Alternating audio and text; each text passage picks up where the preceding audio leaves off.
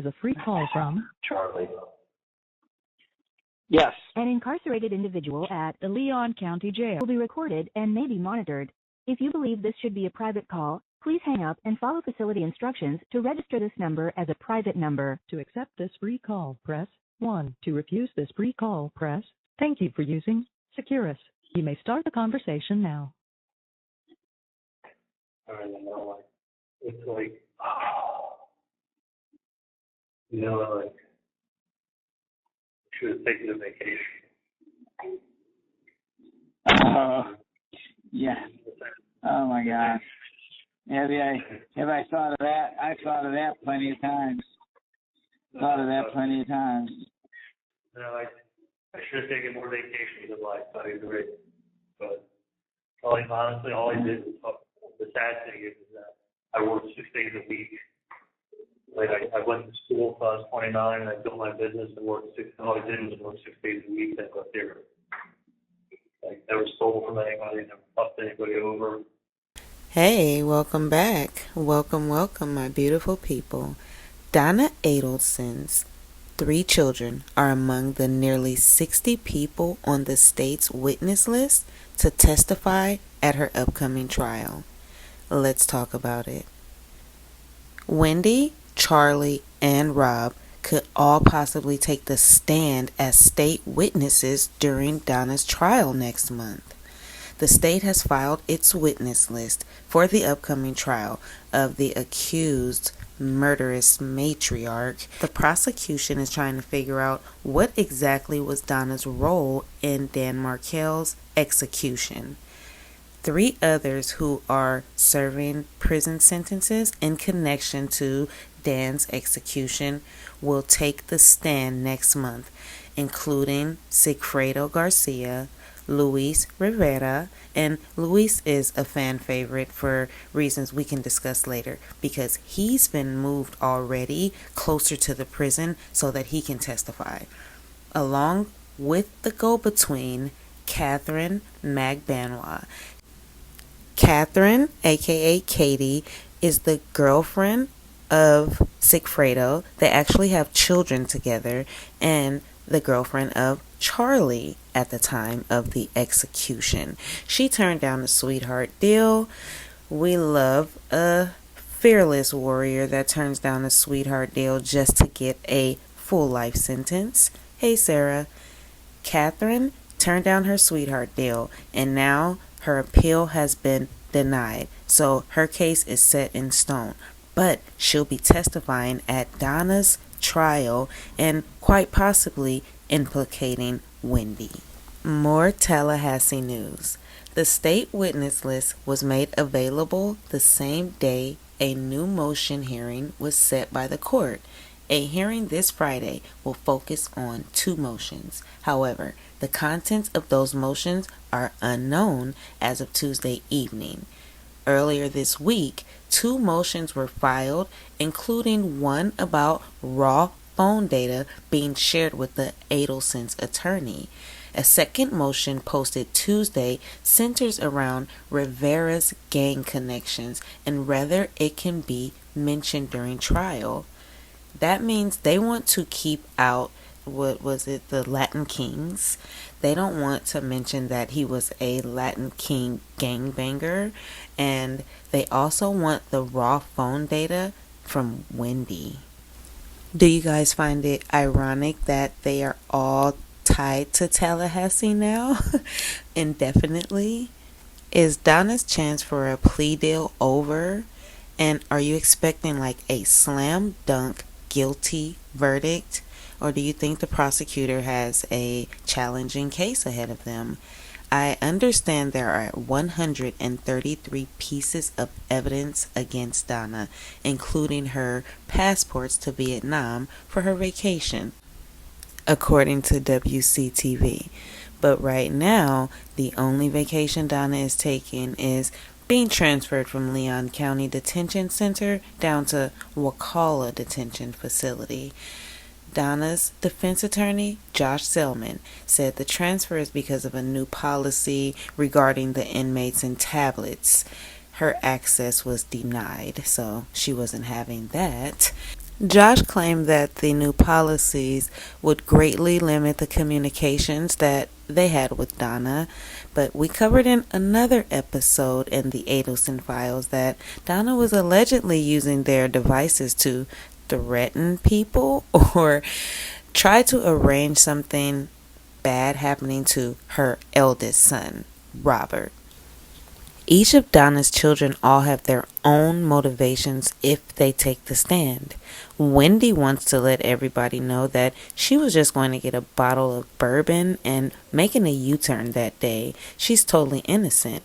And, of course, Charlie, he wants everybody to know that it was just a bad joke, that he wanted to get his sister's spirits up about her divorce and made a bad joke about a TV.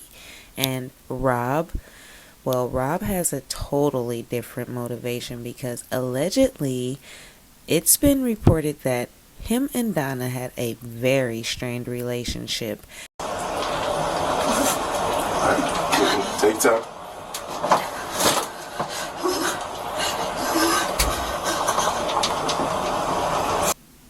We'll dive deeper into that in another episode. Right now, in anticipation of Donna's trial coming up in about 3 weeks, let's rewind to the day Charlie was found guilty.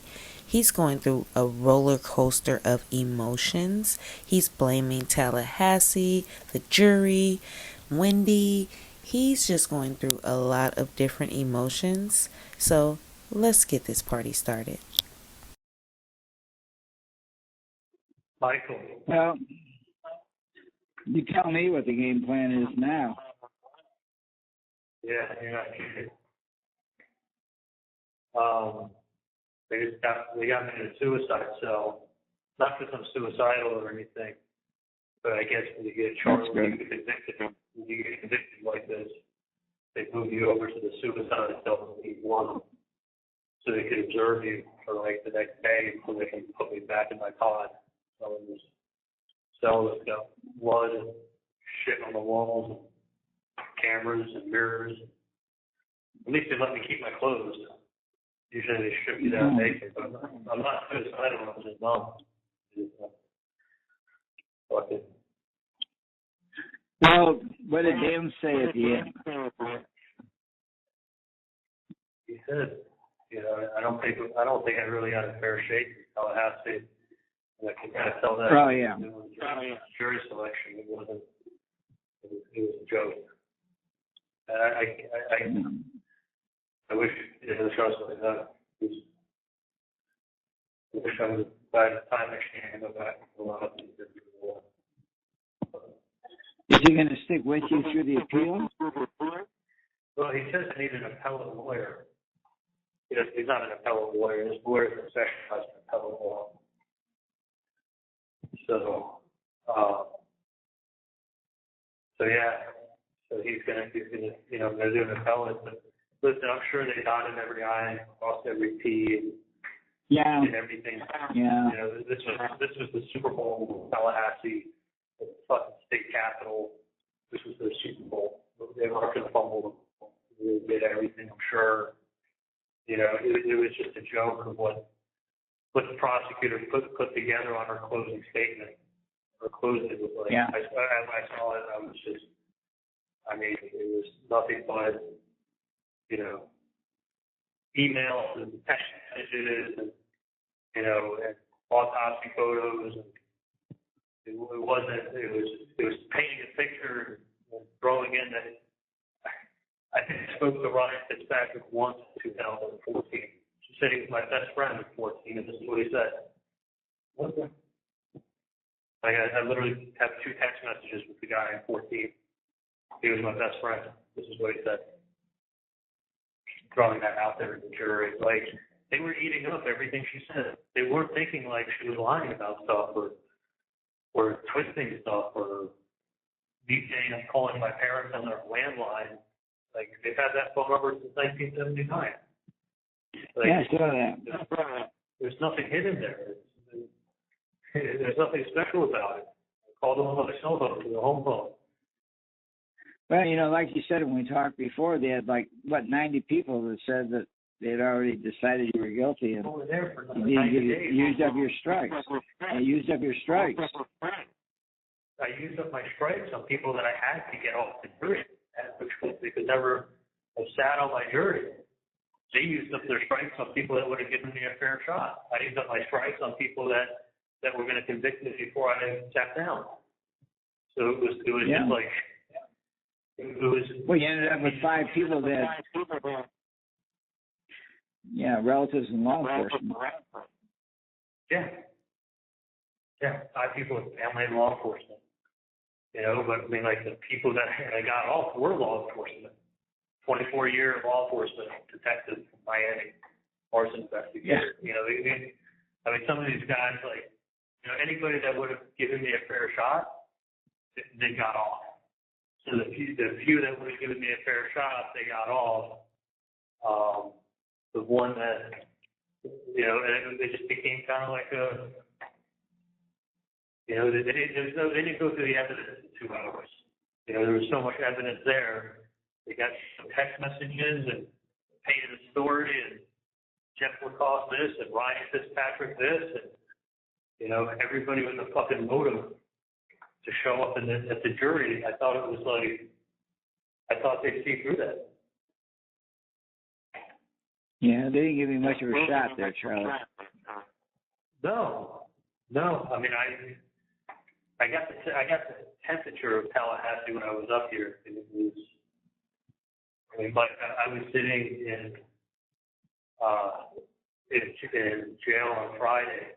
It's like at lunchtime, they take you to the courtroom, they shackle you up, they put you in the holding cells under the courthouse. And some guy was in the cell across from mine, and he was in prison uniform. He was brought in from the Department of Corrections. And he looks at me, he's like, "You Adelson?" I'm like, "Yeah." And he's like, starts talking to me about my case. And I'm talking to him, and he's coming back on an appeal on a case. He's been gone since 2008. He's been gone 15 years now. He's in prison. I go, how do you know about my case in Tallahassee? He's been in prison for 15 years. He goes, "Man, we're travelers everywhere." He goes, "You know about the big cases." He goes, "I know all about your case." I'm like, "Great. That's great." So he was telling me. So Charlie, can you at least get somewhere else besides Tallahassee for a while? Well, they're gonna have me here for 30 days, and then they're gonna move me to my guess is a place called Washington, which is a intake center where I'll be separated, and I'll probably be put with the people who have life sentences. And then from there, they call them camps. And then from there, they're going to disperse me to some camp in Florida, and I'm in state prison. And 50% of the prisons in Florida don't have AC. It's fucking hot. What was that, 50% of what? Prisons don't have air conditioning. They were built before AC. So, yeah. And the guy was telling me, he's like, "You got to get on protective PM," they call it. It's called protective management. It's like when they send police officers and people who they can't put in general population. This guy was telling me that you got to get the PM, see if you can do it, because this was on Friday before I was even convicted. Giving me the speech. Because he's like, he goes, you got a high profile case. You know, you're going to get, someone's going to want to fucking stab you and say they killed you. Yeah. So these guys don't care. These guys don't care. And I told that to my parents, you know, that I'm going to try to get on protective management, but I've spoken to guys here in jail who've been down the road, and they say that, like, people kill themselves down the road, and it's like, they'll put them in solitary for 3 months. Like, there's no penalty for killing people because you already have a life sentence. So what are they going to do? Yeah. Put you behind the door for a year, 2 years? You don't care. You just heard that you killed the guy. Or assault. Nobody fucking reports an assault. If you report an assault, you're going to get it 10 times worse. You get payback. Have you talked to your mom and dad since the jury came in? Yeah, they resigned themselves. They're literally beside Yeah. themselves. My mom Yeah, I got a text from your dad. my mom can't talk. And my dad's, I can tell he's staying strong, but, he's got, the issue with his heart. He's 79 years Yeah. old. And it sucks. I don't have many people on the outside. And I love my parents. And I called her Marie, and she's like, I'm like, do not say anything to mom yet. We're this is the point now where he's been asking for me, like, I can't wait to see you, Dad. I love you. I can't wait to give you all the hugs. Where are you? Are you going to finish the work soon? And I've been telling him I'm at work and I'm busy. Oh. But it's like, it fucking kills me. Like, honestly, I'm not suicidal, but it's other than my son, not much else that makes me want to, like, live, but it's fucking mental torture. Like, the thought of being in here and, like, only seeing your kids with a piece of glass is fucking bullshit. There's no other way to describe it. It tears my heart out. I don't know. I'm just pacing around in my fucking 6x9 room, mirror glass right now. Rambling. How long you say you'd be there? I think you mean in Leon County? Yeah. On suicide watch. How long will keep you there? I think till tomorrow. The chief of the jail is going to come see me tomorrow, and they have a therapist that comes to see you. They're going to ask me, are you okay? All these questions. I'm like, can you just put me back in my pod? Like, I'm going to go crazy in this suicide, though. Like, it's set up there. Like, it looks like a fucking Viet Cong prison cell. Like, it's all light green walls, water, and shit on the ceiling. Like a bed in the center, and cameras, and mirrors, and zero privacy. But they usually put people here, they strip them down naked. They let me in, keep my clothes on. Wow. Yeah. So, Charlie, will you, at the end of the day, for a while, at least go somewhere where you can get some sun and go outside? You mean like, I've been outside for fucking 60 minutes in the last year and a half. That's what I mean. Like, is there some one of these, you said that, like, they have these camps. Like, are those camps someplace that, like, you get out in the general population and go outside in a yard? You should be, but there's some camps I've heard that there's some camps in Florida that are like just indoors. They're like, I always thought like you get out into a rec yard. Some don't have rec yards. Some you're literally, like, if there's one that these guys are talking about, this place called Graceville, that they got out for like 30 minutes in the last year to keep them indoors, like closed custody. Yeah, like, I don't trust me. I don't want to say it on the phone, but I trust They me. have visitors. What's that? You can have a visitor. Here, there are no visitors in jail. I'm sure when I get to prison, I think you spend a month that intake place, and then you get sent someplace. So I'm thinking it's going to be 2 to 3 months from now. I'll be at some place where I can get a visitor. Okay. Well, I'll do what I can with your parents to keep their spirits up. All right. Like, should have taken a vacation. Yeah. Oh my gosh. Have I thought of that? I've thought of that plenty of times. I'm not wrong very often. I should have taken more vacations in life. I agree. But honestly, all I did was the sad thing is that I worked 6 days a week. Like I went to school till I was 29, and I built my business and worked all I did was work 6 days a week. I got there. Like, never stole from anybody, never fucked anybody over. And the last couple of years of my life, the only friends I had around me were actually stealing from me. Yeah. A couple of people who were still like quote friends were just literally stealing from me, and one was doing everything he could to get everyone around me to hate me.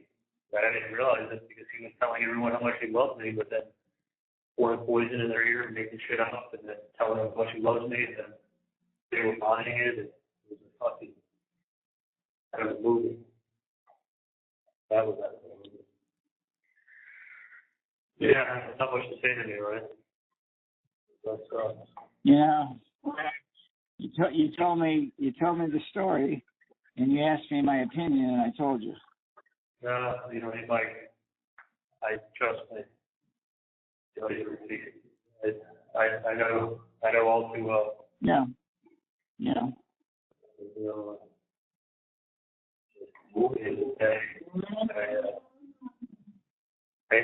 it's not that I thought you were wrong. I thought I did a fair shake. Yeah.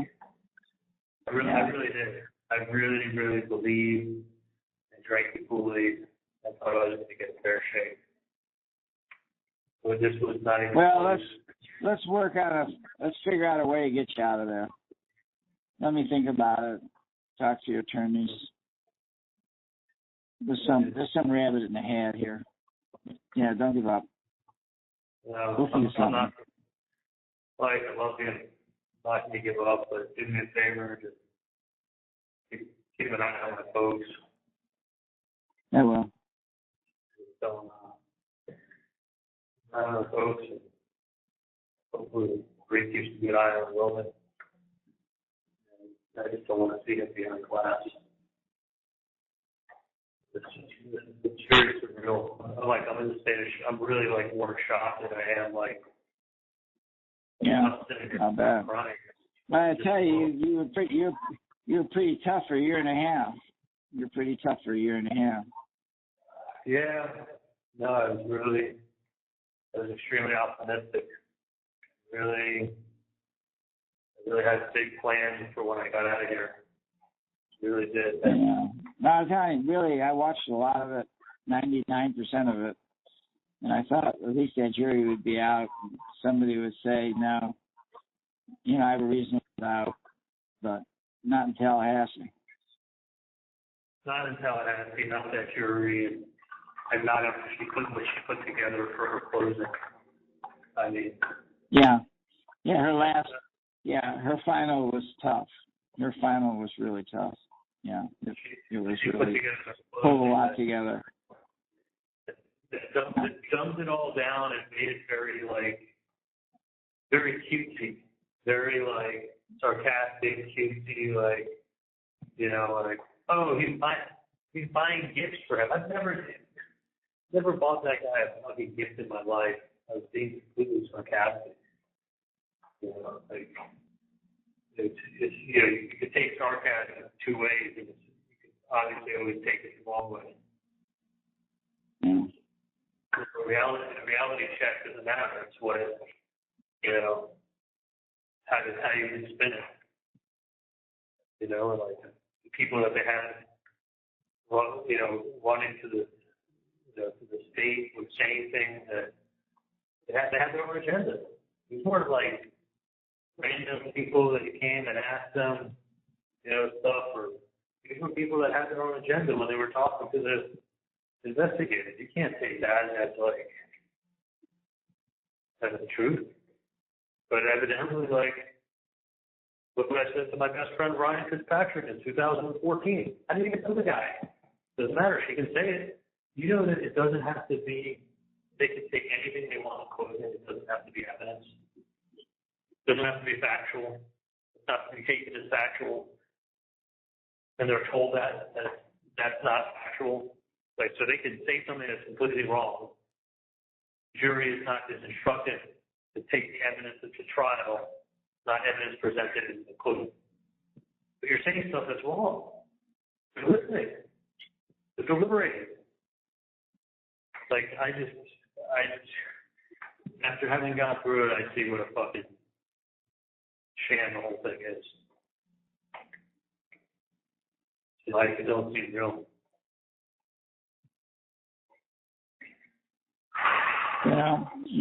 I'm here with Josh.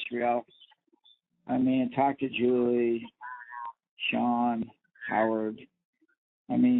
we all love you. I just don't know what. Is there something we can do? I mean, listen, I'm pretty creative. I've been in a lot of legal. I mean, I had some interaction with your attorney along the way. I mean, let's see if we can think of something. Yeah, I mean, if you do, it'll be a miracle. I just feel like this was their Super Bowl up here in Tallahassee. This is also the state capital. This was not like, I mean, they took my sister's book that she wrote that's got nothing to do with this case, and they spun it to like the little Tallahassee. Like she made up an imaginary town, but the name sounded close to Tallahassee, somewhere on the way to nowhere.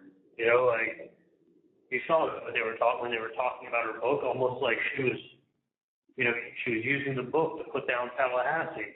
Like, what the fuck does her book have anything to do with the case? Not that. Everything that she brought in has nothing to do with the case. But it was like spun, and yeah, I see what it looks like. She's shitting on Tallahassee in her book. And that book was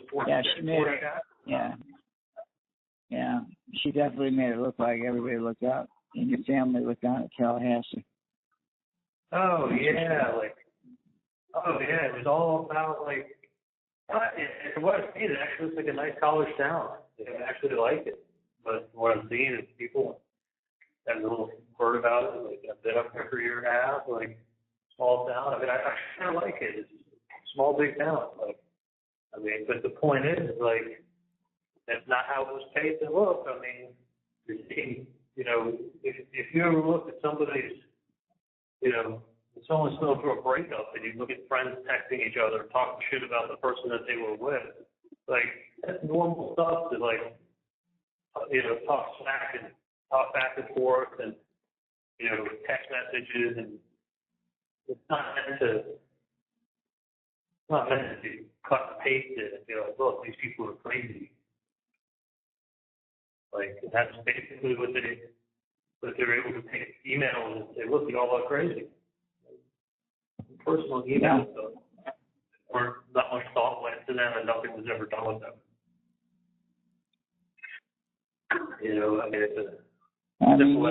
Your attorney, whenever I talked to him, he said, hey, this is a done deal. He's innocent. He's getting off. Don't worry about that.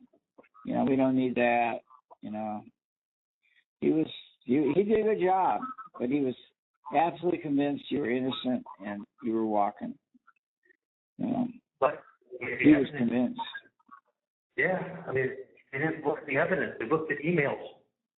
They looked at fucking nutty emails. And, like, these people are nuts with their emails. They don't even write emails.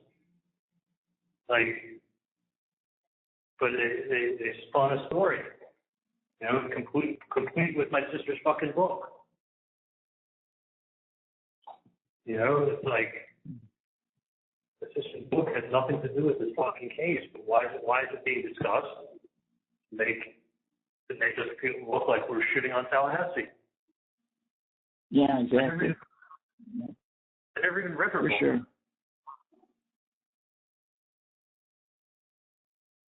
To basically make it feel like we're above Tallahassee. My dad's dental practice was netting about $170,000 a year. Kaplan gets up there and says the practice nets $2 million a year. Why? It paints the picture they want to make. My dad's netting 170, not $2 million, 170. Doesn't matter. That doesn't like. Because it's all about the picture they want to paint. They said I made $3 million a year. I never made one. It sounds good. So you make 3. They close to 1 at the very end, by peak. I just gotta.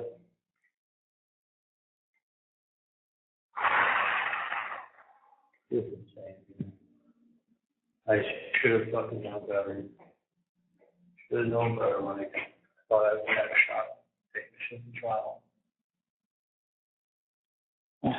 Sure.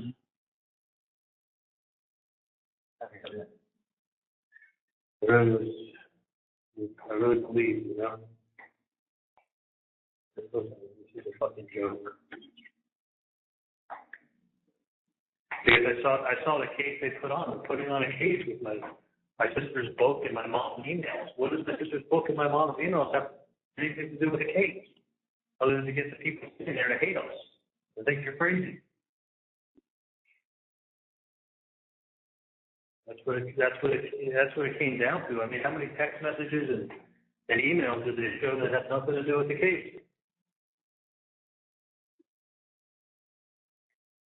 Like,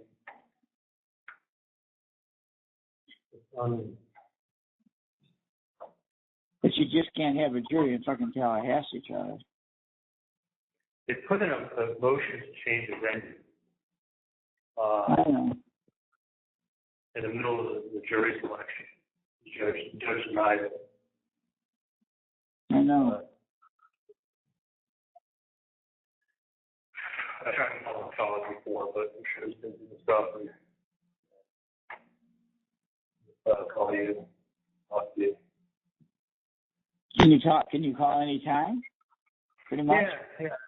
Yeah, I can call anytime. I'm going to call my mom and tell her to put some more money on my phone. We got like $17 on there.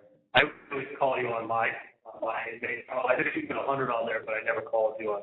You probably still have 100 on yours. So if I call you, did you put $100 on yours? I have no idea. I gave them a bunch of money and I never knew what it was for. I mean, it was like the emails and shit. They made it so fucking.